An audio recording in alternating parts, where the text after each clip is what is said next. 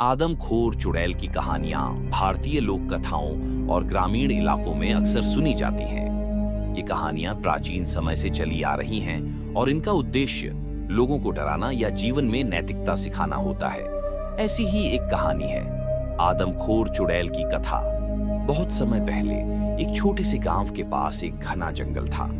गांव के लोग मानते थे कि उस जंगल में एक चुड़ैल रहती है जो इंसानों को मारकर खा जाती है। वह चुड़ैल हमेशा सफेद साड़ी पहने रहती थी। उसके बाल बिखरे हुए होते थे और उसकी लाल चमकती आंखें अंधेरे में दिखाई देती थीं। गांव वालों का कहना था कि जो कोई भी सूरज ढलने के बाद जंगल के पास जाता वह कभी वापस नहीं आता। कई बार रात में लोगों ने उस जंगल से डरावनी आवाजें और चीखें सुनी थीं। दुष्ट चुड़ैल का जन्म कहते हैं वह चुड़ैल पहले एक साधारण महिला थी। उसका नाम रमा था और वह बहुत सुंदर और भोली थी। लेकिन एक दिन गांव के कुछ लालची लोग उसकी संपत्ति हड़पने के लिए उसे जादू टोना करके मार डाले।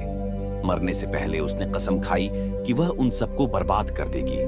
वह मरने के बाद एक आदमखोर चुड़ैल बन गई। डरावनी घटना, एक बार गांव का एक युवक राजू चुड़ैल की कहानी को झूठ मानकर जंगल में चला गया।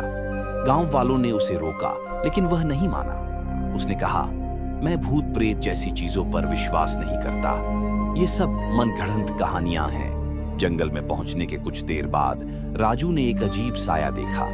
वह साया धीरे धीरे उसके पास आने लगा। अचानक उसने देखा कि वह वही चुड़ैल थी जिसकी कहानी उसने सुनी थी। उसकी आंखें खून जैसी लाल थीं और वह डरावनी हंसी हंस रही थी। राजू डर से भागने लगा लेकिन वह चुड़ैल इतनी तेज थी कि उसने उसे पकड़ लिया। अगले दिन गांव वालों ने जंगल के पास राजू का सिर्फ एक कंकाल पाया। उस दिन के बाद कोई भी गांव वाला सूरज ढलने के बाद जंगल में जाने की हिम्मत नहीं करता। नैतिकता यह कहानी लोगों को सतर्क रहने और अंधविश्वास से बचने की सीख देती है। हालांकि यह भी सिखाती है कि किसी का दिल दुखाने और अन्याय करने का परिणाम भयंकर हो सकता है। ऐसी कहानियां मनोरंजन के साथ साथ डर और सम्मान की भावना पैदा करने के लिए सुनाई जाती है। रमेश इन एंटरटेनमेंट टीवी को लाइक करें और चैनल को सब्सक्राइब करें।